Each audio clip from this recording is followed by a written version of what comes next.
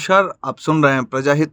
कुर्सी की पेटी बांध ली। आज शपथ ग्रहण समारोह समाप्त हो जाएगा, नई सरकार का गठन हो जाएगा और फिर देश में 18वीं लोकसभा का गठन पूर्ण हो जाएगा। लेकिन इसी के साथ खबरें ये भी चल रही हैं कि ऑपरेशन लोटस शुरू हो जाएगा नए तरीके से। ऑपरेशन लोटस जो विपक्ष की तरफ से हमेशा आरोप लगाया जाता रहा है कि इसके तहत बीजेपी विपक्षी नेताओं को तोड़ती है और अपने पार्टी में शामिल कर लेती है। आखिर क्यों शपथ ग्रहण समारोह के बीच इस ऑपरेशन लोटस का जिक्र हो रहा है, उस पर लिए चलते हैं। लोकसभा चुनाव 2024 के नतीजों के बाद बीजेपी का ऑपरेशन लोटस एक बार फिर चर्चा में आ गया है।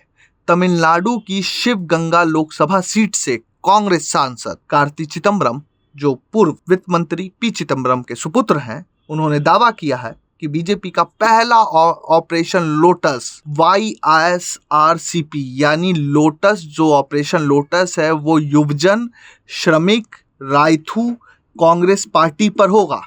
उन्होंने कहा कि बीजेपी ने अपने सभी गठबंधन और सहयोगी दलों पर ऑपरेशन लोटस चलाया है। अगर राजनीतिक पंडित सही है तो YSRCP के 2/3 लोकसभा सांसद और राज्यसभा सांसद, जिनकी कुल संख्या 11 है, का बीजेपी में विलय होना समय की बात है।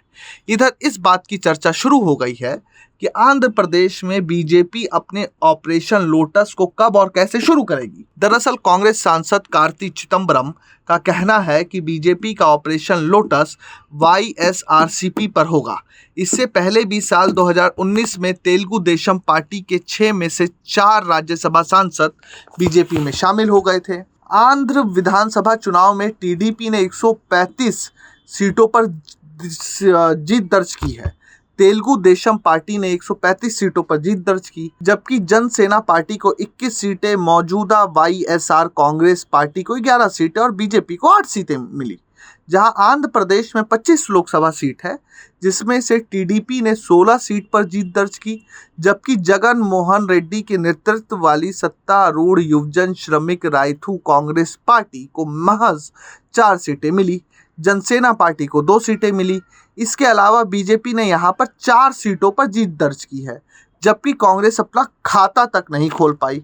बीजेपी ने चलाया था ऑपरेशन लोटस, कैसे समझाते हैं। हिमाचल में कुछ महीने पहले ऑपरेशन लोटस चलाए जाने का दावा किया गया था, जहां बीजेपी ने हिमाचल प्रदेश की सुजानपुर, गगरेट, कुटलेहाड़ और लाहौल स्पीति विधानसभा सीट पर ऑपरेशन लोटस चलाया गया था। इससे प्रभावित होकर चारों सीटों के सभी कांग्रेस विधायकों ने अपनी ही पार्टी से बगावत कर दी थी। बगावत के बाद स्पीकर की ओर से चारों विधायकों को अयोग्य ठहरा दिया गया। फिर इन चारों सीटों पर उपचुनाव हुए।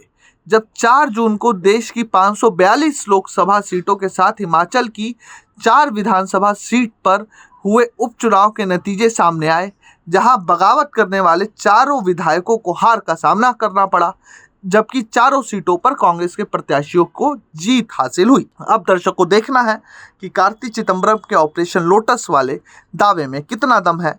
वो ऑपरेशन लोटस होता है या ये सिर्फ हवा हवाई बातें हैं। Bureau report, प्रजाहित।